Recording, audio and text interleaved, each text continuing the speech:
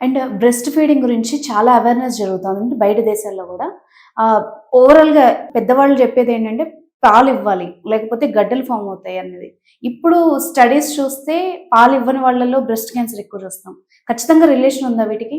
లుకండి ఎంతో మంది అప్పుడెప్పుడో పాలగడ్డ ఫామ్ అయింది కాబట్టి ఇప్పుడు హ్మ్. నాకు రొమ్ము క్యాన్సర్ వచ్చింది అని బాధపడుతూ ఉంటారు. హ్మ్. యాక్చువల్లీ పాలగడ్డలకి రొమ్ము క్యాన్సర్ కి లింక్ లేదు. ఓకే. అండ్ ఈ పాలగడ్డలు అనేవి అన్ని సంవత్సరాల పాటు అలా ఉండిపోవు. హ్మ్. అవి అప్పుడే కరిగిపోతాయి లేదా అబ్సెస్ ఇన్ఫెక్షన్ లాగా ఏదో అవుతుంది. హ్మ్. సో ఈ రొమ్ము క్యాన్సర్ ఎందుకు వస్తుందో తెలీదు. బట్ పాలు నిలిచిపోయి అయితే రాదు.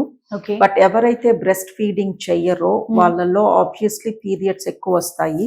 ఓకే. ఎవరికైతే ప్రెగ్నెన్సీ రాదో వాళ్ళకి పీరియడ్స్ ఎక్కువ వస్తాయి. హ్మ్. సో మన బాడీలో ఎన్ని ఎక్కువ మెన్స్ట్రల్ సైకిల్స్ వస్తే అంత risk of uterus, ovary and breast cancer. Risk ఉంది. Yes, okay. Because breast rest తీసుకోదు. ఓకే. ప్రతి నెల యూట్రస్, ఓవరీ ఇవన్నీ ఇంకొక పీరియడ్ కి ఇంకొక ప్రెగ్నెన్సీకి తయారవుతూనే ఉంటాయి. హ్మ్. ప్రెగ్నెన్సీలో రొమ్ముకి, హ్మ్. యూట్రస్ కి, ఓవరీస్ కి ఫుల్ రెస్ట్ దొరుకుతుంది.